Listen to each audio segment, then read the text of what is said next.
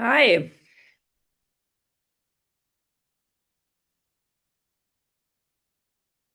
So we're here for a Q&A today. We just have a general open session. Um, due to the fact that it's family reunion this week. So I don't have any set agenda. Just want to answer any questions that anybody might have. So I know I've got Erica and Fred.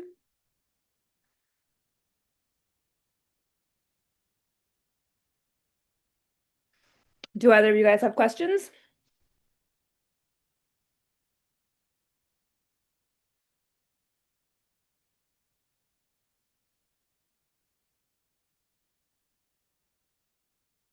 Hey, Erica. Hi. I'm like in the middle of doing a project. I was gonna listen in and what you were saying. I don't really know what questions to ask. Yeah, but I thought I'd say hi. Oh, that's great. Um, Um, no, I mean, really, it's just what are you working on right now in terms of um, do you have any transactions going right now?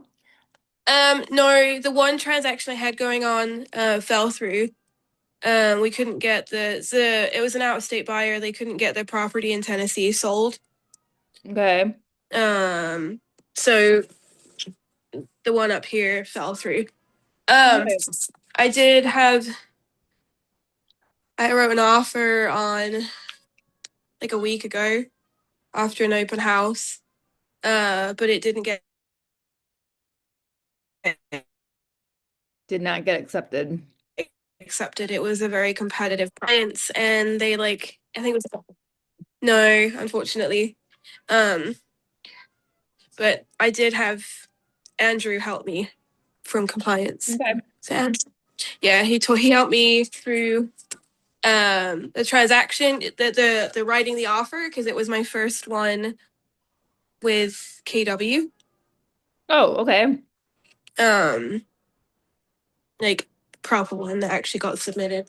Sure. Um, but yeah, I don't really know. I don't really know what else to say. Sorry, I saw it pop up on the email and I'm like, oh, I'll listen in. I've been sick No. for a week, and so I've been kind of MIA, and so I'm trying to get back and connected in with everything. But I know a bunch of people are out for Yeah. Well, family no. reunion.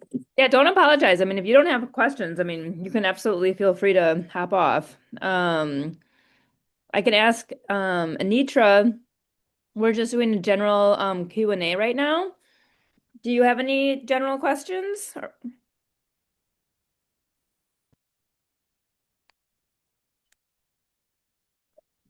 No, I don't have any questions right now. I'm just listening in. Also just listening in. Okay. Um, yeah, well, as I said, I don't really have any agenda, so it was more just wanting to be available for a Q&A for everybody. Um, and I honestly can't even, I've been sick myself, so um, if I could just like pick something for us to all talk about, that'd be, yeah. Well, I mean, you guys are free to hop off. I can ask one random question. Love it. How how best do you approach clients that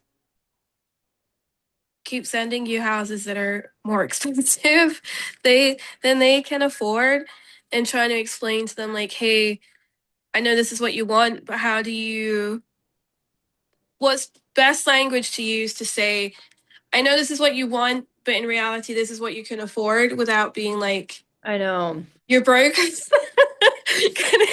Um,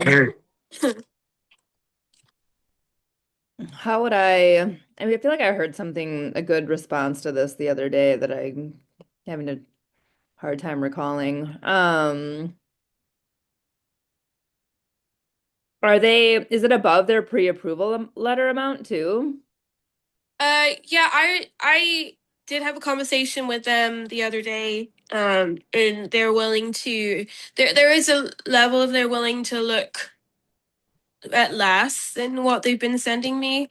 Um, What is their pre-approval up to? 400 And they're sending you things above 400? in the fives. Oh, It's because what they want is a four bed, two and a half bath, two-story, like colonial style home. But all of those four beds in our area are above 400. right. Like it is what it is. But I did try and I have talked to them. They're willing to potentially look at something that is in there. Like they might need an added bedroom, or they might Sure. need to add a bathroom or something. But I just didn't know if you had like No, I mean, I think it's that's all a just perfect. like in the interest of, we don't want to waste each other's time, and I don't want to put you in a position where you're hopeful. If we see some things that are above the 400 mark that have been sitting on the market for a long time, it might be worth it to go see those because maybe there's some wiggle room on price. Maybe it's an unreasonable seller who, um, someone needs to challenge their thinking on what the home is worth, right? Hmm. And we can kind of sit on some things and scope them out. Um, but it doesn't serve you to go see homes that are well above the pre-approval letter. Yeah. Um, Have you and ever just like flat out refused? Been like, I won't show you that because I don't want to put them off. right. No, I mean, I think it's fair to, I mean, I think it's like, how would we delicately put this? It's just, again, kind of, saying like the verbiage, the script that I just said, but then if they're continuing to do so, you know, it's, maybe I could try and find a colleague who could show this to you. Um, but, you know, I don't know if you want to make something up, like you have something else going on. I don't know. Let me noodle on this for a minute. Yeah, I mean, I just wondered. I mean, you can refuse. You can absolutely refuse to do it. Yes. I've done it. There was one that they sent me that it was literally 150,000 over, and they were like, "Can we go and see?" They had gone to an open house at it. Okay. And it was when I was still with my previous brokerage, and it was one of my colleagues that had it listed. And I said to them, I'm like guys, it's really like the seller's not going to accept 150,000 under what Right. their list at. But I said to them, I'm like, I can call the list agent, but it's rather than writing all the paperwork, and I can ask, but it's highly unlikely. And they're like, oh well, if you can ask, that would be great. So they were okay with me asking, and I mean, I said it to the list agent. I'm like, this is gonna sound like a ridiculous question, but I had a client that came through your open house, but they want this is their budget, and is there any wiggle room with with Right. the seller? Which they're like, no, obviously not. But I don't know. I just didn't know if you had a suggestion or anything. Oh, Just no, no. I mean, yeah. it seems like it should be something that I have right off the cuff. I think another thing is like putting it back on them, like, you know, can you help me understand? I mean, is looking at these houses helping to inform whether or not you want to like suspend your search and save up more, or, I just need to have an understanding of Why? why. Um, because it's and another party we need to be mindful of is the seller. We don't want to put them out and have to disrupt their day for a showing that's not going to go anywhere because Yeah, that's just not fair. So I think that's another party to bring into this, that's a you good know. yeah, that's a good thought. Um, and sometimes I'll put things back on myself and like, maybe I didn't do a good job of like coaching this process and the showing process, because obviously you're not sending them these homes Mm-mm. on a No, search. their search parameters are for what they've got set up are set up in the price point that they are able to afford. But Yeah. I think they're just looking um in general and then finding Mhm. stuff. Yeah. So And then, again, kind of going back to open houses, like if these are open on the weekend, I absolutely encourage you guys to go. But I don't think it's fair to set up a showing. And actually, even if it's a vacant house, it also gets people's hopes up whenever there's a showing, you know? yeah, So like if we're not serious contenders, then we should not be setting it up. That's the way I would say that. Okay, we had to work through that. If we're not serious contenders about a listing, then we should not set up a special showing for it. yeah, If there is an open house and it happens to be open already, fantastic. But in fairness to the seller, to the listing agent, to you, we shouldn't be setting up a showing. yeah. Okay. That's a good response to that. I like that. Yeah. Okay. Um, yeah, it's hard. It is hard. Or We did maybe go ahead. No, I was just laughing with you. Keep going. I was just gonna say that I made one exception over the weekend because this property, I looked at all the comps, I looked at how long it had been on the market and condition, and it had been on the market for over 160 days. Okay. The comps that were in the same price point had water frontage. And the properties that had sold in the area as well that were similar were in better condition. And so Okay. I made an exception because I'm like I do think it is overpriced. Um, and being that it had been sat initially, it was listed for like 119 days and then expired out, and then it's currently been listed for like 50 days. Okay. Um, No, I think that's a ripe uh, prospect for something like that, you know? How much over was it? How much over 400 was it? it's 500, but Okay. there's one that is similar that just went under contract for 389.9 in the same area.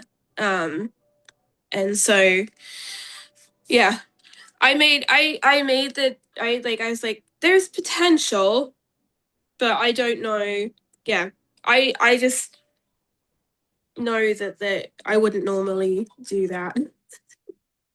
Um, and the thing is, and I've said this to my husband, I've been that client before I was a Yeah. realtor. It took us like 3 years to find the house that we have now because we were searching on and off for a while.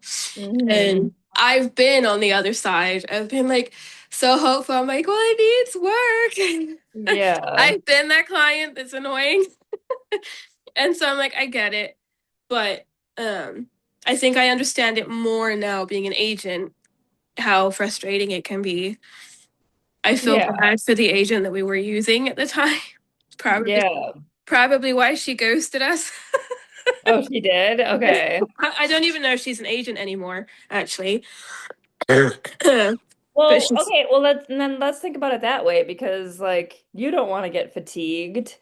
And mhm. you probably if that agent had said to you, we got to be realistic, like I know, like would you have been receptive? I don't know. Okay. Just being real. I don't. Yeah, I mean, I probably would have heard it, but then been like, but, but, sure. um, but yeah, just having like the right verbiage to say, like, hey, I don't think this is productive. We really should like look at more. Well, one of the things I did say to them on the phone the other day was like, if we are willing to like expand on what you're willing to look at, if it's a 3 bed that can add a bedroom, or it's a 1.5 bath that you could add a bathroom to, this actually opens up more inventory for you to be able to look at what's out there. Hmm. And also, Yeah, I mean, are they set up on a minimum of 4 bedrooms right now? no, I Okay. set them up on a minimum of 3 bed, 1.5 bath. But I sent them one that is it was what they're kind of looking for, and then their response was, we need 4 bedrooms."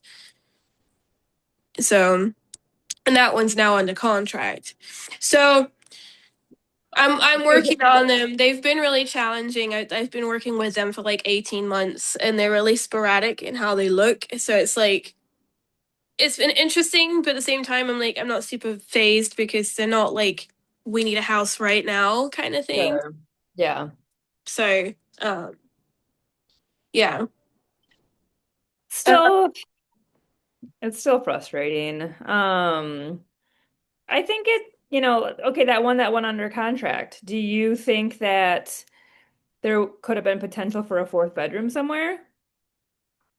um, Possibly in the basement.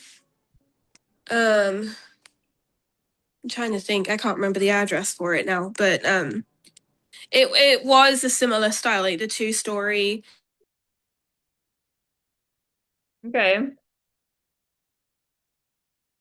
I would I call it mean, like the typical 3 bed, 1.5 bath, with potential. So okay. Um, I think a lot of that too then is just like each time you see something where it's like you think it's worth looking at because there could be potential. Um, I think that kind of just relying like, okay, well, this is why you guys have hired me too, to see the things to get you into something in your price range. And, on paper it might not be a fit, but let's see where we can maybe make it a fit, you know? Like, let's see yeah, what the potential is. So, I don't know. I mean, because obviously if you find a 4 bedroom under 400, it's probably going to be compromised in condition, right? yeah. Usually they are. So, Yeah. yeah, it's all a dance. It's just like, I don't know. It's hard. I feel you. Like I know this feeling. It's really challenging. Yeah. So, but I mean, I don't think that they've hired us, and I don't think we need to be shy about laying it straight. It's not even about wasting your time. I mean, it is a time waste, but it's like, why are we trying to get our hopes up over something that, you know what I mean? Yeah. It's like an emotional toll, you know? Yeah. I So, mean, it is frustrating because I feel like I'm like, okay, I keep telling you guys that this is not productive, but I mean, I'm learning a lot through it. I feel like I'm learning about how to like talk to clients about like, hey, let's try and stay realistic with where we're at and what we can afford. Um, yeah, it's a lot of learning. yeah. Um, One other question I have is, what would be what's the best way to make an offer more attractive when you have a home sale contingency? Well, the bump clause for sure. You're gonna have to have that in there. Um, I mean, if it's a competitive market, I mean,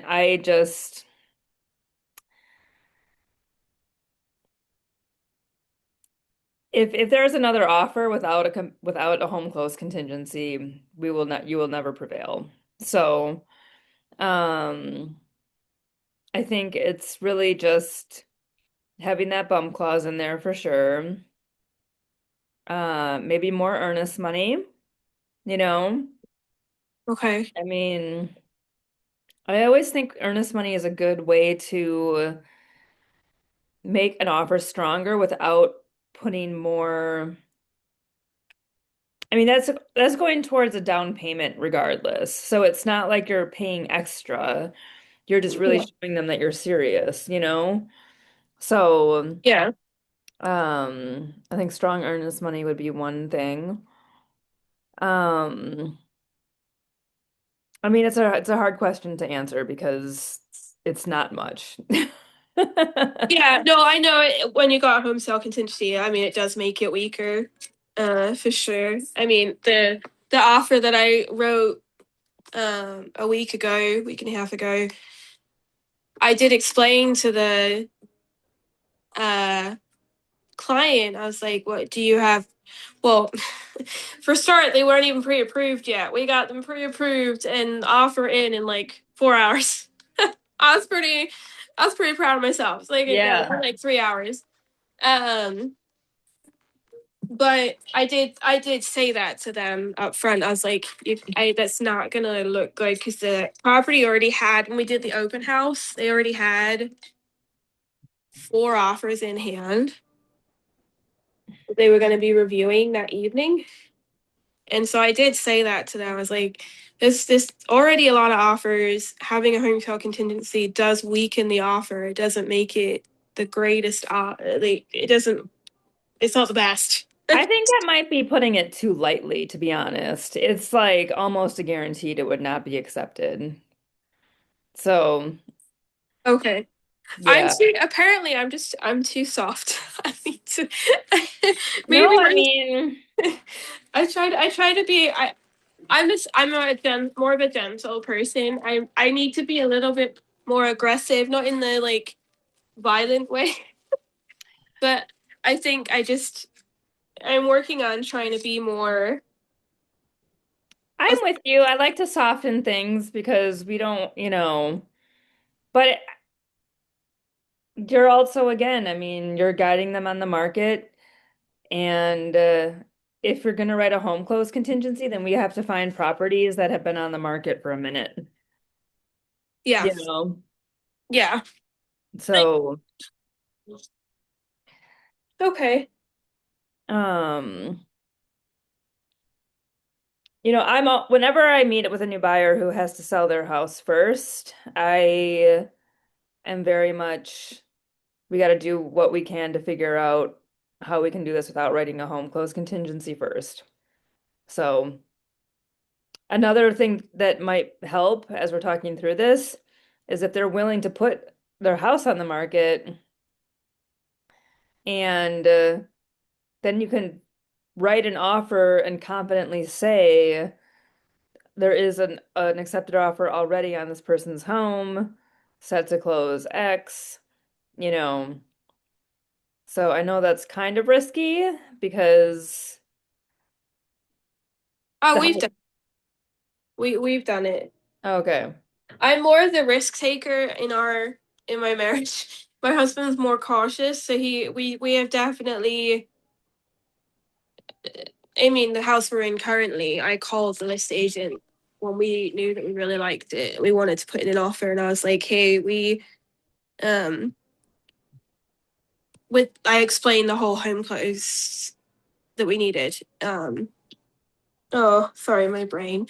Um, and that I mean, it worked out, but this one it was a harder sell for the list agent. I mean, it was empty. It's been empty for a while, and it had the only reason that they were selling is because the investor that bought it needed the money. They did, and so they had to sell it after 2 months. Okay. So they were motivated. Sure. They were motivated to sell. And so I get the nerves of putting something on the market before you have something, Mm-hmm. but I know Yeah. it creates more problems when it's not on the market. Right. So, okay. Another thing too is like like if they don't have an accepted offer already, just like committing and saying and expressing in the offer that they're writing on, the listing that they're writing on, like we will have the home on the market within X amount of days with a full service broker, yada yada yada. So just kind of like mapping it out for the seller to see that, it's not on the market yet, but it will be. So, Yeah. um, so all right. Well, you want to hop off? I can go. Thank you for the chat. Yes, thank you. I'm gonna sign off too, because no one else Okay. has hopped on, so All right. I'm gonna call it. All right. Have a great day. Bye, Erica. Nice to Bye. see you.